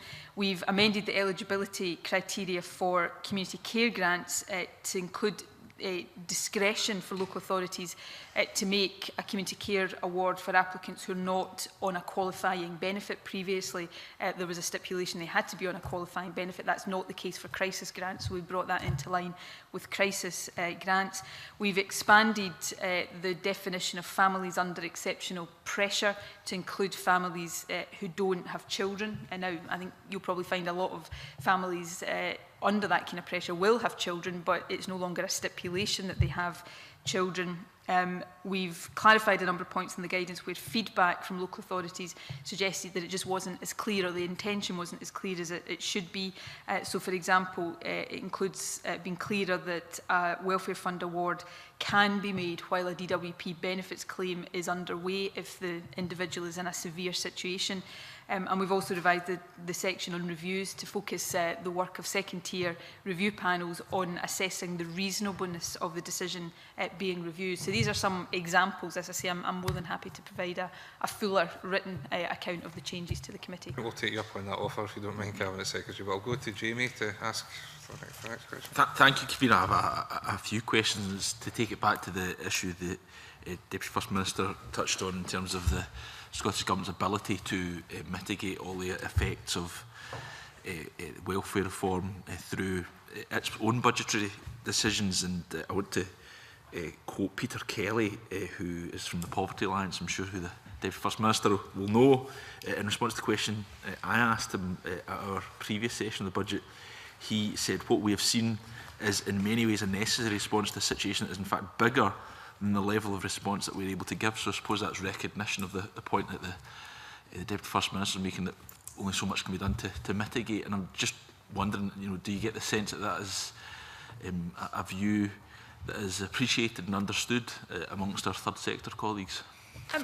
I think it is. I mean, I detect very strongly on the part of colleagues in the third sector, local authorities, and the population generally, a real anxiety, a real concern about the impact of welfare reform, a feeling that perhaps we're at this stage only seeing the tip of the iceberg and that there is much worse to come. These are views I share, and I am deeply worried about the impact of what has already taken place and what will take place in the future on some very, very vulnerable people. We have focused a lot, understandably and rightly, on the bedroom tax, but I was talking to a housing association in my own constituency recently about their concerns about the impact of some of the changes to assessment and appeals procedures around employment and support allowance and the impact that will have on vulnerable people. So there's a lot to be concerned about there. I do think there is an understanding, though, that these are decisions that are reserved to Westminster. and while the Scottish Government can do so much to mitigate the impact, and are doing as much as we can to mitigate the impact, when the decisions are out with your hands, you're always going to be limited in what you can do. I used the £4.5 billion figure earlier on. That is the estimated impact on the economy over the 5 years to 2014-15. That's a massive sum of money. That is a massive proportion of the total Scottish Government budget. So the idea that we can take away all of the impacts of this is just not credible. And you know, that's why, as well as looking for ways we can mitigate, I unashamedly will continue to make the argument that if we were able to take these decisions ourselves, we could go about it more sensibly. And rather than having to spend money to mitigate things being done to us, we could spend that money in designing a welfare system that would meet the needs and objectives that we set here in this Parliament. Yeah, I mean, in terms of the point you make about the further cuts to come, and that point was also made by Les Robertson at Fife Council. I think he was accepting the point you made there in our last session. I mean, one way the third sector is involved here has been providing advice service, and the Scottish Government has clearly provided funding through Citizens Advice Scotland and the Legal Aid Board in terms of that area. But given that the third sector is involved, I'm wondering they might be able to leverage in other sources of funding. I know that the lottery has been involved to a degree. I'm just wondering how the Scottish Government is supporting the third sector, maybe trying to leverage in other funds. Our principal means of support is through the funds that you refer to, the 7.9 million across the years from 12-13 to 14-15 that we initially earmarked for advice services. Obviously, some of that specifically earmarked for Citizens Advice Scotland and the bureaus they support, and money also to go into the Making Advice Work scheme, some of which is earmarked for social landlords in particular, to recognise some of the particular impacts of housing benefit changes. But we, will continue to work closely with the sector, not just around the funding we can directly provide, but also to help them access other sources of funding within our own budget. We've also got enterprise funding, £6 million, that is giving priority to activities that support prevention and helping people to respond to welfare reform across social enterprises, funding to help build capacity and resilience in communities and in local third sector organisations. So there's a lot of support there. I appreciate that, for third sector organisations in the front line of this, that may not seem to be sufficient to help them deal with what they are facing, but it is welcome support and valuable support from the Scottish Government, and we stand ready to work with third sector organisations to look at how we can source other funding options as well.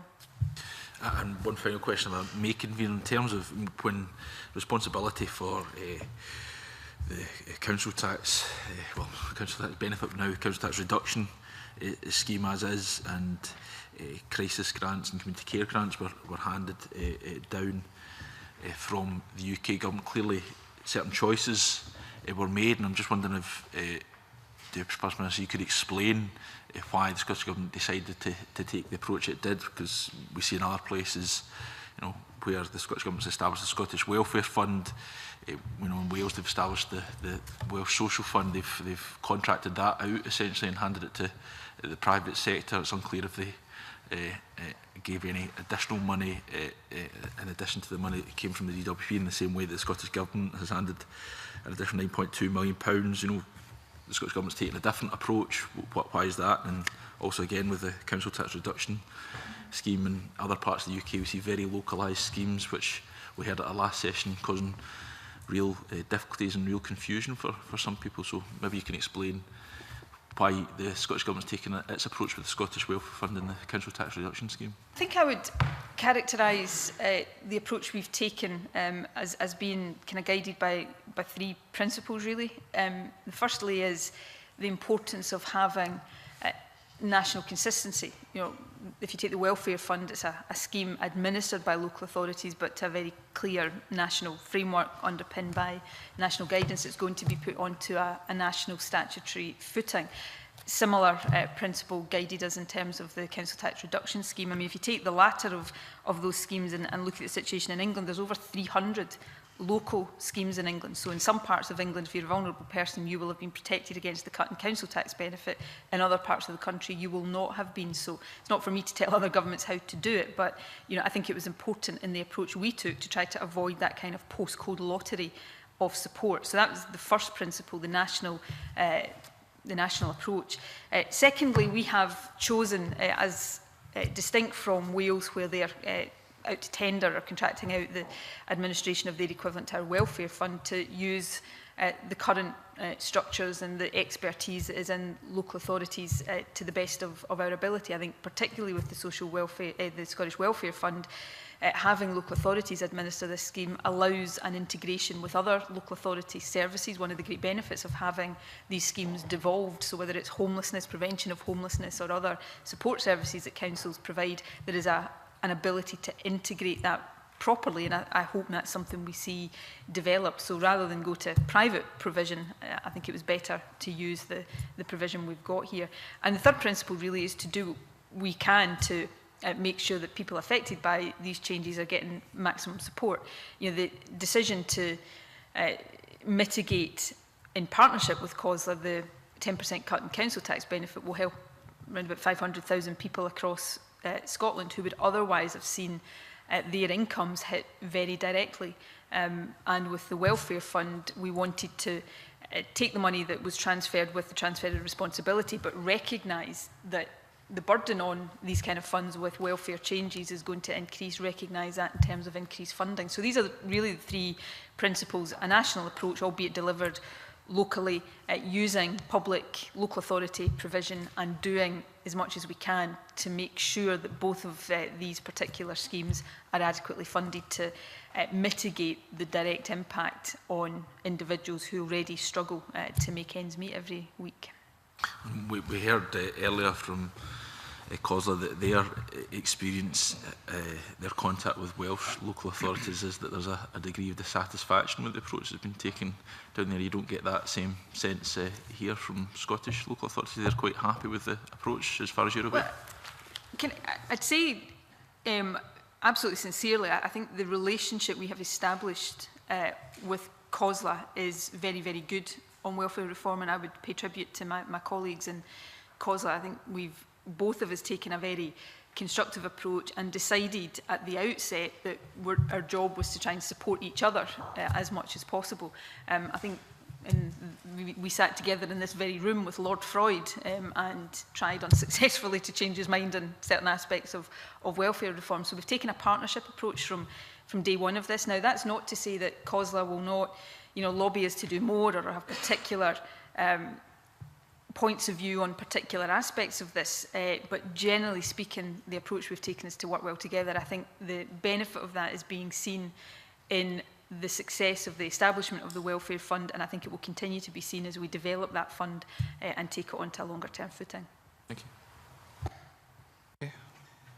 I don't have anyone else indicating they want to ask a question, so Kevin, yeah. Thank you, Convener. In the earlier panel, I highlighted the differences that there are in certain local authorities in terms of the awards of crisis grants. In particular, Glasgow have awarded 7% of the near 2 million that they have received, and in comparison with another city, Dundee 21% of the 350,000 that they've received. We heard that obviously there are differences in various areas, and there was talk of the practitioners network, which I believe that Scottish Government officials also are on. Can I ask Deputy First Minister if you can assure us that the best practice that is found in local authorities will be exported right across the country, and what part can your officials play in ensuring that that's the case? I think that's a really important question. I mean, before I come on to answer that question specifically, let me just say, I know there are concerns. I share the concerns that we're not seeing uptake at levels that we would want, but I would temper that by saying that this is a new scheme. the people administering it have to get used to it. There is, you know, a lot of learning we have to do there.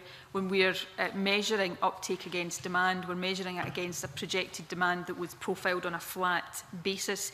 It may be that uptake of this fund is not on a flat basis, that you will see a spike in applications in the winter months, for example. So although we're sitting here, or we have been sitting here over the past few weeks looking at a lower than anticipated uptake, I would still be of the view that as the year progresses, we'll see that rectify itself, and in fact, we'll have a fund that is under a lot of pressure.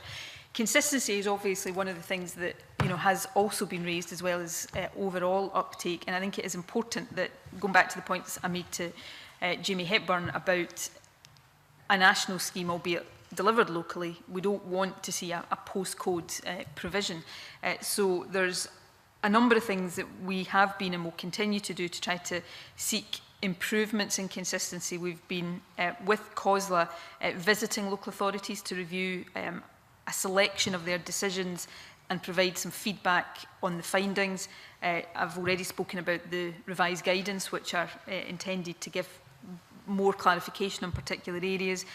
We're delivering a second round of what we're calling decision-making workshops this month and next month for local authority staff dealing with the Welfare Fund, and we have ongoing discussions with local authorities at monthly meetings of the Practitioners Forum that you refer to. So again, going back to the points I made about partnership, we don't see this as something that's now over to local authorities. Obviously, they're in the lead on delivering this, but we see our own role as being supportive and working with them to make sure that as this fund evolves, some of the early issues that have been raised are ironed out and rectified. And I think the work we're doing will have an impact in achieving that.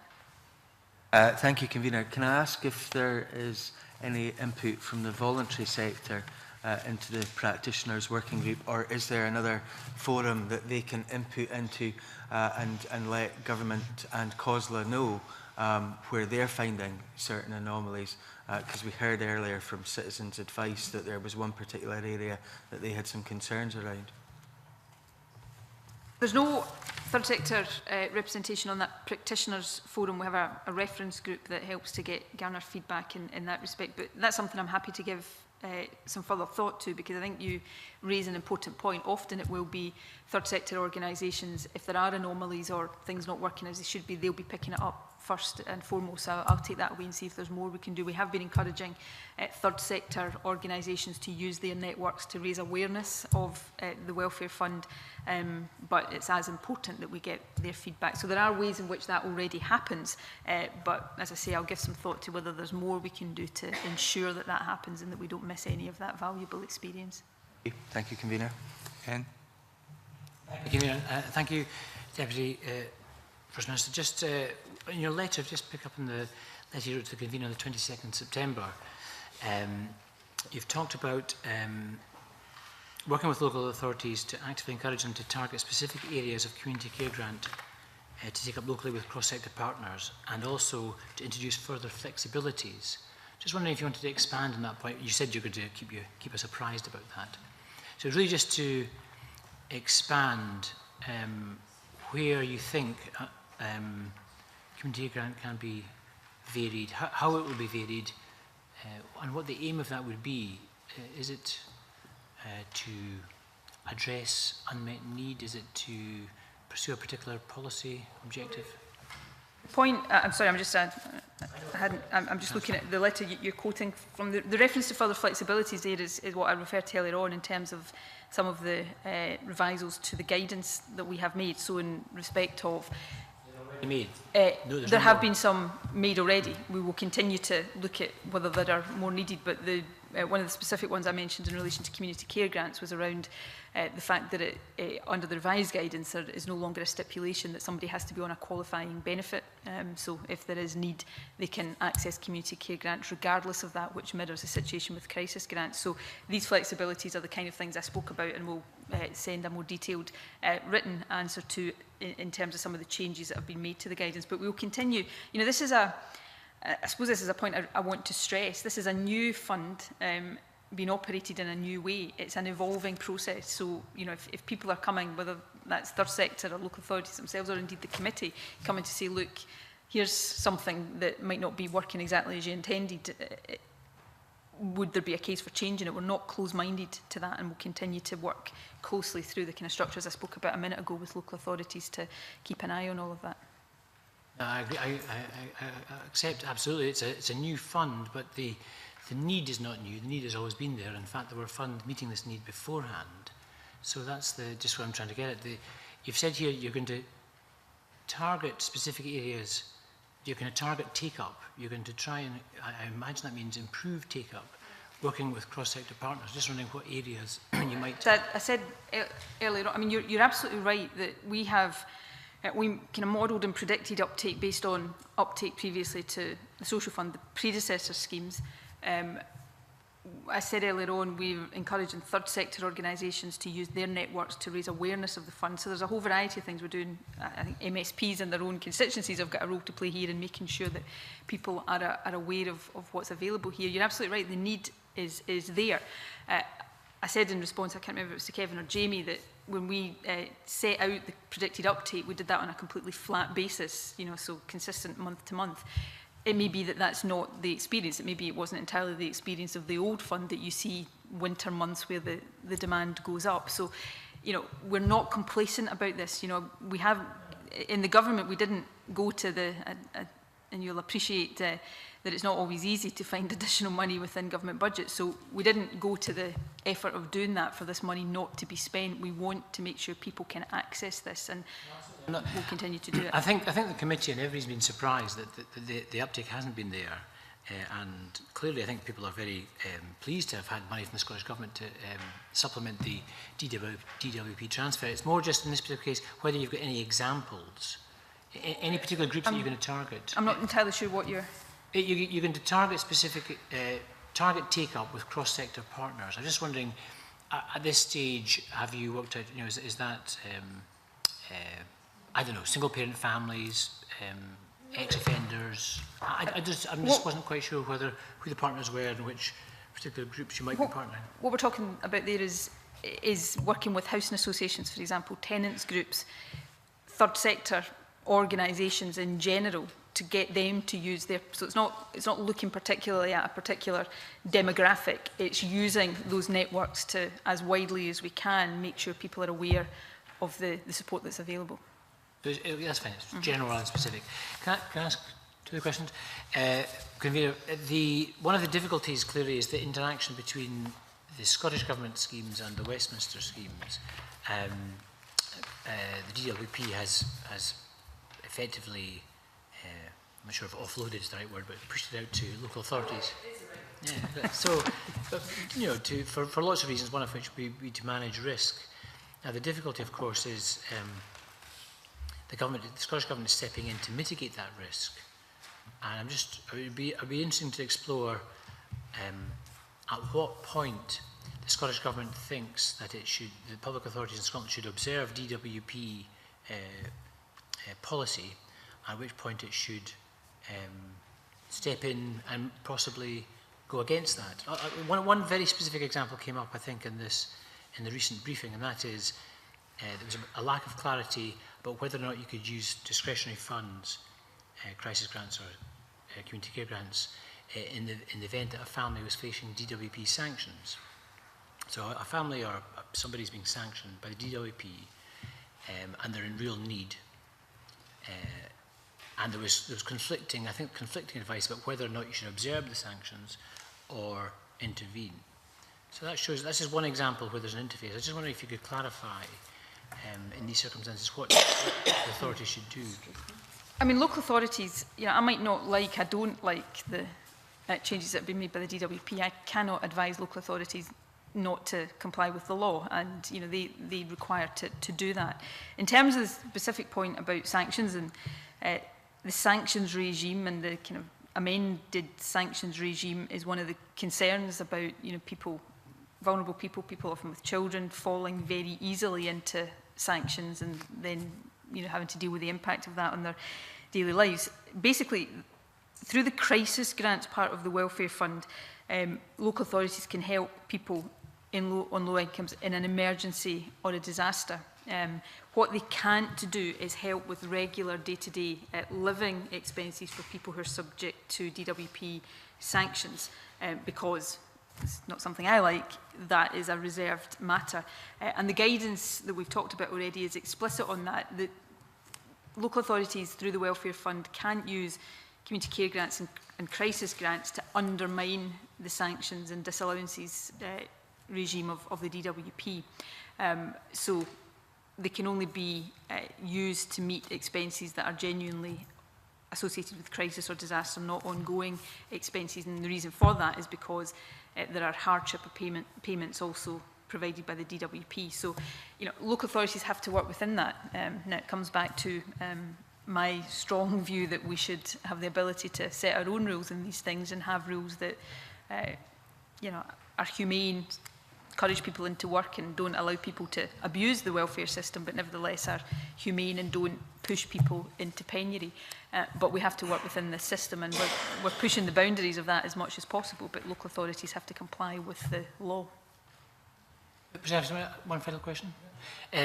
Just developing that point, and I appreciate, I'm not sure you wish to answer at this stage, but just developing that the welfare reforms, which clearly there's a huge opposition to here in Scotland and the Scottish Parliament across party, but there's probably an appetite for some form of welfare reform, if not that introduced by the current UK government.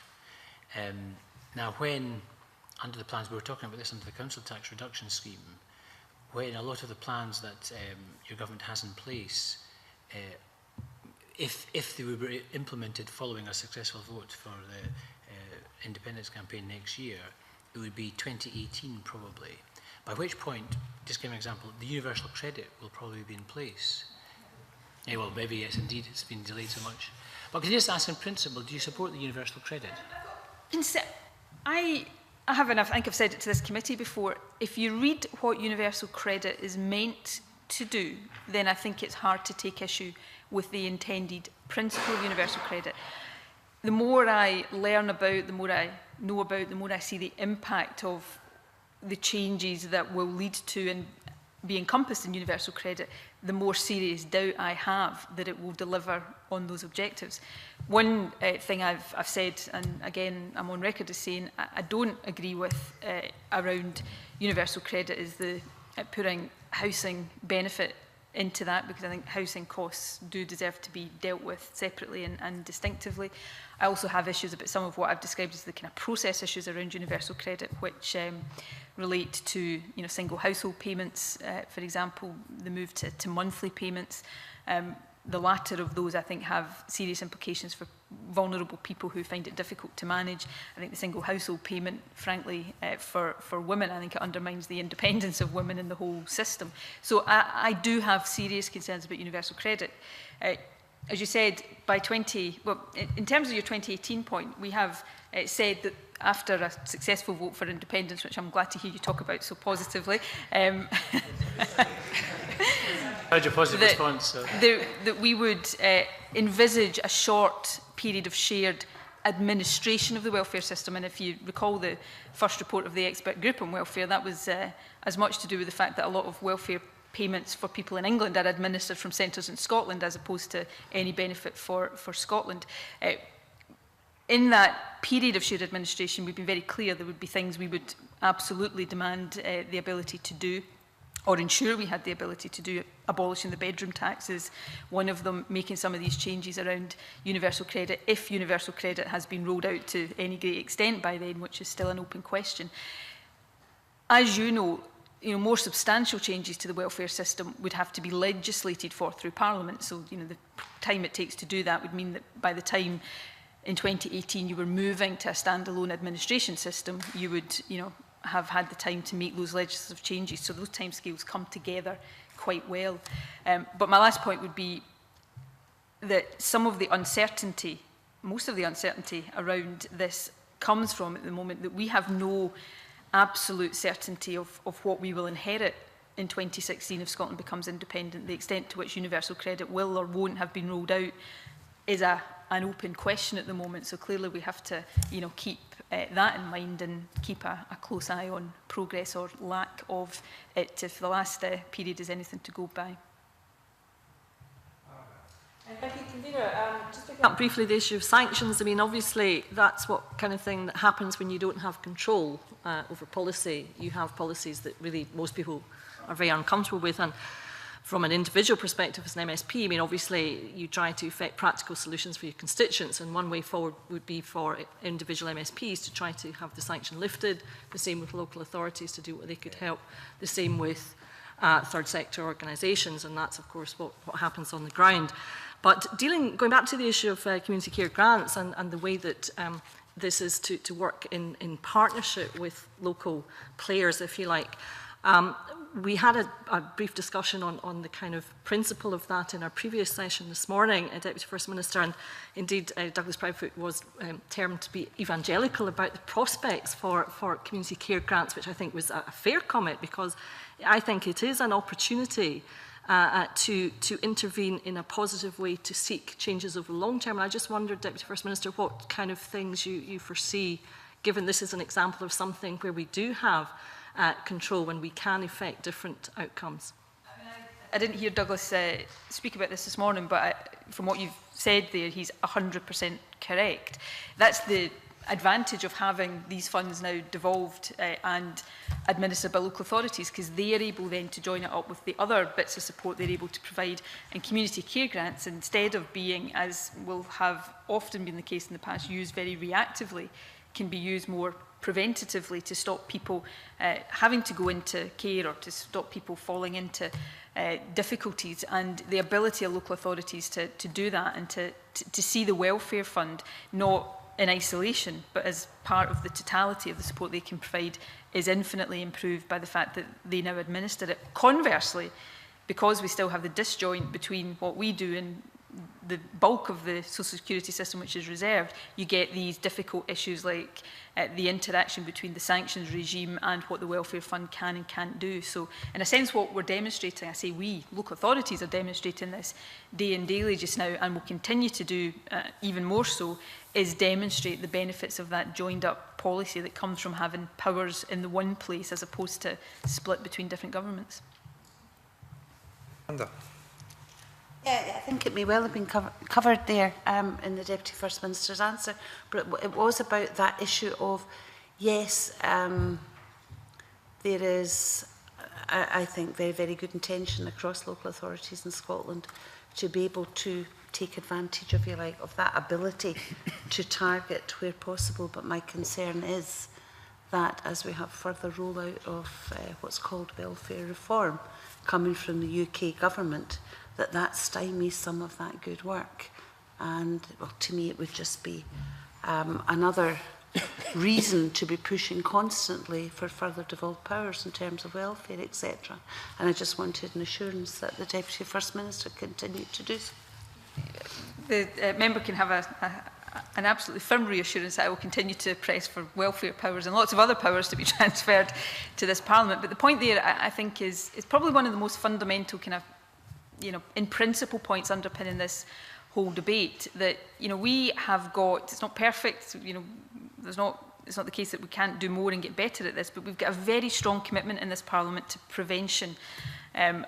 But as we do that, as we try to shift more of the Scottish Government's spend into preventative measures, here we have this other set of policies from, outside being imposed on us, that leads local authorities and the Scottish Government to have to divert funds from other places to mitigate and be very reactive in what those funds are being used for. So, as well as all of the specific impacts, the clash between our preventative approach and being forced to be reactionary to, or reactive rather, to policies from Westminster is very, very frustrating. I'd rather be using all this money that we're having to use to mitigate welfare reform in a much more proactive, preventative way than we're able to do because of the circumstances we're in.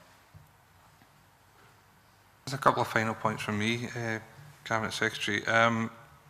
The money that's been set aside, and as I said, no one, I've heard given evidence that says they don't welcome the additional money that's been made available in order to protect some, our local authorities from some of the worst aspects of the changes that are coming in. But the budgets that have been passed on to them have been fixed budgets, but there have been, as we've heard, local variation degree of variability. The impact on changes will have an impact on the take-up of the Scottish Welfare Fund and the demand on the council tax reduction. So how can you protect local authorities from that variation within the fixed budget that's been set aside? I understand. What variation are you talking about? When circumstances change within each local authority area, okay. The budgets that have been set aside are fixed, but the variations... Sure, no, sorry, yeah. Well, I suppose the honest answer to that is I can't protect local authorities completely from that. It goes back to our starting point. We are being faced here with a policy programme that's not of our making, that we don't have control over, that we don't have control over the impacts of. So, I'm not going to sit here and say that what the Scottish Government can do, has done, and anything more we can do is going to insulate local authorities any more than it will insulate the health service or individuals against the impact of these changes. What we can do is work as closely as possible with local authorities. I meet with COSLA regularly on welfare reform, as does Margaret Burgess, to make sure that we understand as fully as we can the impact on them, and we can be as responsive as possible. But it is not possible for me to mitigate every aspect of this, because you're absolutely right. Some of what we're seeing through welfare reform will hit demand for these schemes, but I don't have the wherewithal within the Scottish Government budget to give them demand-led budgets that will flex as the impact from Tory welfare cuts take effect in Scotland. I just don't have the ability to do that. If I had the ability to set the policy, I could set the policy in such a way that those unintended effects wouldn't be so out of sync with the budget we're able to set, but I don't have that ability.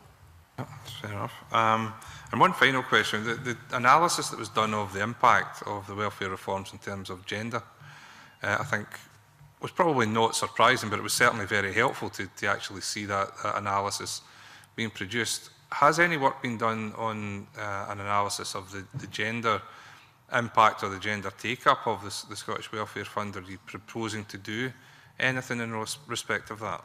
There hasn't yet, but I do think it's something we should factor into and will factor into our monitoring and evaluation of the Welfare Fund. I mean, if we're saying as we are, and I agree with you, it wasn't surprising, but nevertheless it's still quite shocking to see it laid out in that form. If we're saying that the impact of these changes is disproportionately felt by women, then obviously we want to make sure that women are accessing the support that is available. So we'll certainly take that away and factor it into our future plans. And you wanted to come back in? Yes, I don't want to detain the committee or the minister. It's just simply there was another issue. This is more for us than for, I suppose, people who suffer from the impacts of the welfare reform or otherwise. But the presentation of the figures in the budget itself caused the committee some difficulty. For example, there are two values for the Scottish Welfare Fund. There's unexplained external sources of funding. I was wondering whether we might just send our information to the minister to ask for a written response just about the... I mean, absolutely. I mean, I think every session I ever do at any committee on the budget, we get into, and John Swinney, and he's answered questions about this as well, has gone to great lengths and continues to go to great lengths to satisfy two things: making the budget as clear and bringing together different budgets in one area, if it, for example, relates to welfare reform on the one hand, but also making sure that one year's budget can easily be compared to a previous year's budget. So, there's an open-mindedness on the part of the government to do that as well as we can. And if the committees get any particular suggestions, we'll be happy to hear them. On the welfare fund, it's not that there's two figures. There is one figure for the welfare fund. It's just that when we talk about the money available to individuals through the welfare fund, we take out the amount that is for the administration of the welfare fund, because I think we would probably be accused of trying to inflate or exaggerate the value of the welfare fund well, this government certainly never would if we lumped in the administration costs. So the 33 million is what's available for individuals. The 38 million adds on the administration costs. Is there anything else that you would want to add, Cabinet Secretary? Well, can I thank you and your officials for coming this morning, and obviously we'll look forward to receiving the information that you've committed to giving us, and if there's anything else we need to ask of you, we'll be in touch if that's okay, and, and we'll keep an eye on things as we move forward. But thanks for your time this morning. Thank you. Okay, I'll close the meeting at that, but can I ask colleagues to stay back for a couple of minutes just so we go over some of the information that we've discussed this morning?